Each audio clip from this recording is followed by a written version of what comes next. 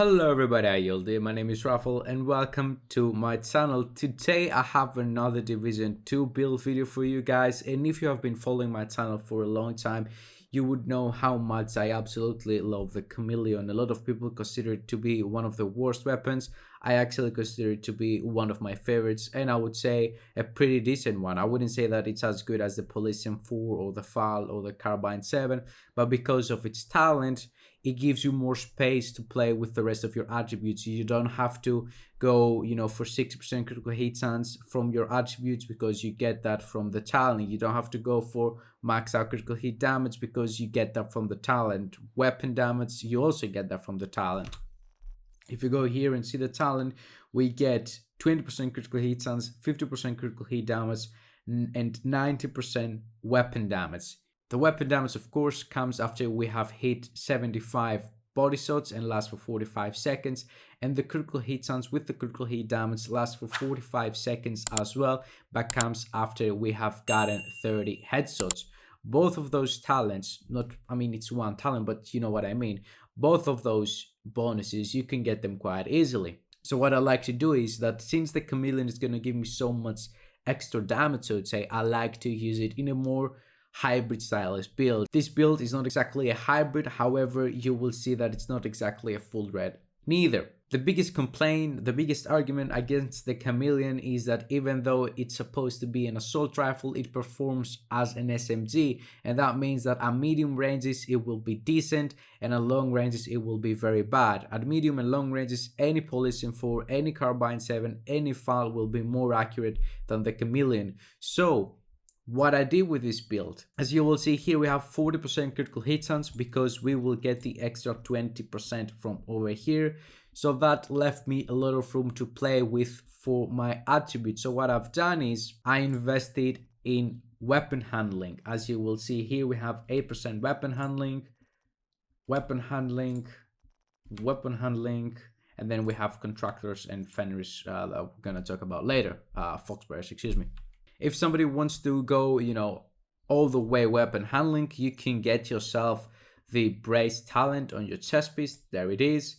While in cover, weapon handling is increased by 45%. Now, what exactly weapon handling means, for those of you who don't know, weapon handling pretty much increases the reload time, increases accuracy, and increases stability. So that way, my gun actually is pretty decent, I would say, even at medium ranges. So let's get into the actual build. What do we have? First of all, Fox prayers.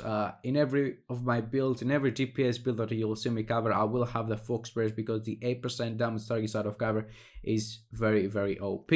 We also have the contractor's gloves for the 8% damage to armor, another very OP stat here, damage to armor. Moving on, we have one Walker Harris piece, 5% weapon damage, and then we have 15% weapon damage, 5.5% critical hit chance, 12% critical hit damage, a critical hit damage mode, and then we have glass cannon as our talent. You can change that. If you don't like glass cannon, you can put obliterate, you can put unbreakable, you can put raised. As I told you, pretty much you have a lot of options to play here with. I like to play with glass cannon. I feel confident enough, and that's why I use it. Then we have a Fenris Group AB for the 10% assault rifle damage. We'll have again 15% weapon damage, 12% critical hit damage, and weapon handling. A quick pause right here to let you know that I tried going with 2 Walker Harris pieces instead of just one. So my original build looks something like this for the extra 5% damage to armor. But as I will show you right now, the different damage is actually very small and it benefits the Fenris A group. The Fenris A group hits for like 1k more, and that's on every target, when the damage and armor will only actually benefit us, when the enemy has armor, not when he has health. So a non-crit with a Walker Harris hits for 124.843k.